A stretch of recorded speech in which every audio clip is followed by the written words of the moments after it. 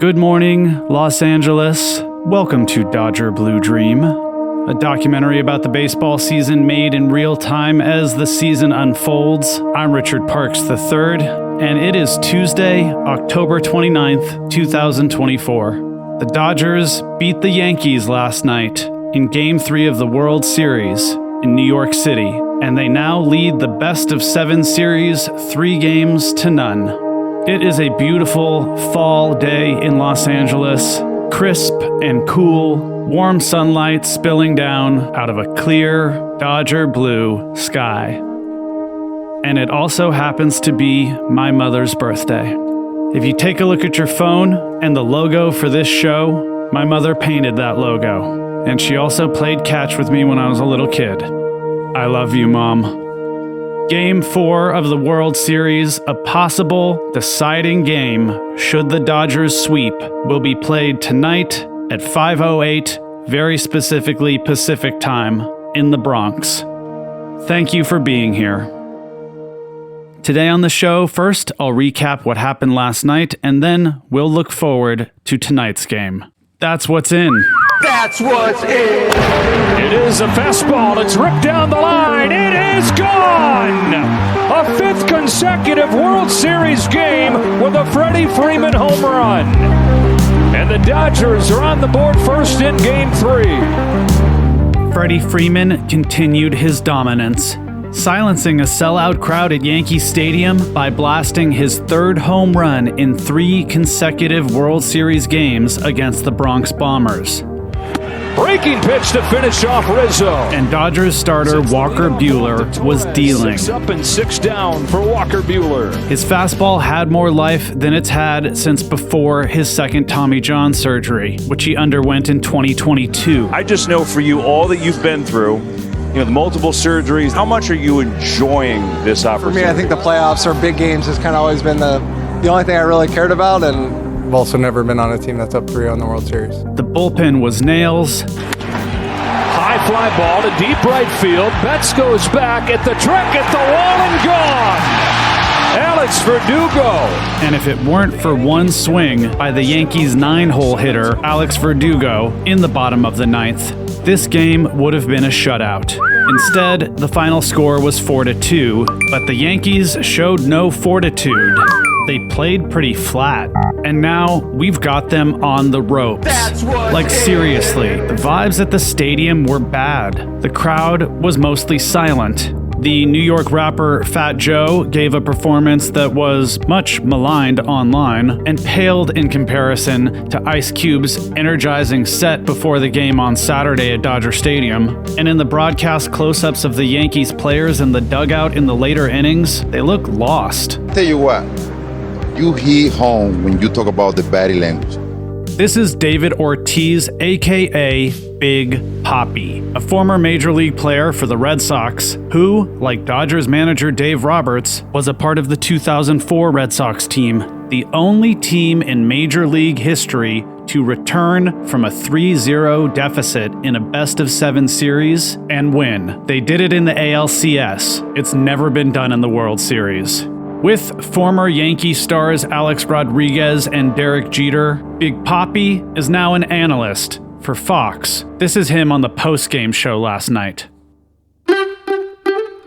You hit home when you talk about the body language. Even when Fat Joe came out, the body language from the fan was like down. I'm like, what's going on here? Yeah. Are we in a funeral already? You know what I'm saying? I think you saw what was going on. I tell you what, man, your body language had to be there all the way into the last out. Yes, even when the home run was hit, they wasn't even celebrating. Right. You know what I'm saying? Like, no, you got to come back with the body language. And for Yankees fans, things are getting dark. But what have you seen to give you any sense of hope in these 3 games? John Boy, Yankees fan from our World Series preview episode. If this is taken and put in on a documentary one, that would be awesome. But the baseball gods are fickle, and you never know what's going to happen next. Pride goeth before the fall. Hi, Dave. You're one of the few people on Earth who know what it's like to come back from a 3-0 deficit. Don't talk about that. Wrong guy. Way too early. This is Dodgers manager Dave Roberts in his post-game interview. Not only was Doc a part of the 2004 Red Sox team that made that comeback from 3-0 to beat the Yankees in the ALCS, his pinch run stolen base in the turnaround game was the moment things changed. The spark that started the fire that burned it all down. And we still talk about that series every postseason to this day, 2 decades later. It comes up on the Fox coverage every single day, literally. What do you remember about your mindset going into that, and what maybe did you learn from that you can take into it now that you're on the other side? From the other side, I don't want to divulge any secrets, but from the other side, I just think that we have got to stay focused, stay urgent. I think offensively, to be quite honest, we left a lot of runs out there tonight. Perhaps the most oft-invoked quotation throughout the entire 2024 Dodgers postseason run has been one from Los Angeles sports icon Kobe Bryant, who in 2009, when the Lakers were up 2-0 in a championship series, was asked this question. You're up 2-0. What's the story? Are you not happy, or you're only half happy, or? Still to be happy about. You're up 2-0. Job's not finished. Job finished? No, I don't think so. Okay. That is the attitude of a champion. So we stay humble. Now let's look forward to tonight's Game 4. Because our starting pitching rotation is so badly depleted, we've already run through the best case scenario. 3 solid starts in a row in the first 3 games from Jack Flaherty, Yoshinobu Yamamoto, and Walker Buehler. And tonight, we pitch a bullpen game. No starting pitcher, we're just throwing the kitchen sink at it. Bullpen games are always dicey. It only takes one weak link to break the chain. But our bullpen did pitch a shutout against the red-hot Padres lineup in the NLDS. But this Yankees lineup is due for a big game, especially Aaron Judge, the presumptive American League MVP, who has not hit at all in this series, but who hit 58 home runs during the regular season. And they're playing at home with the short porch in right field.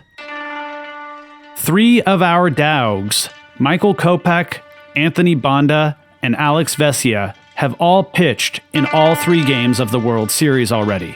And Blake Trinan went long in both games 1 and 2.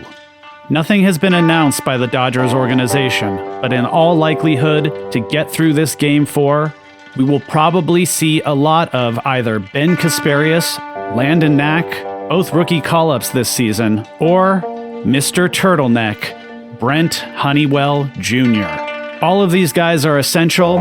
None of them is what we call high leverage. One last thing.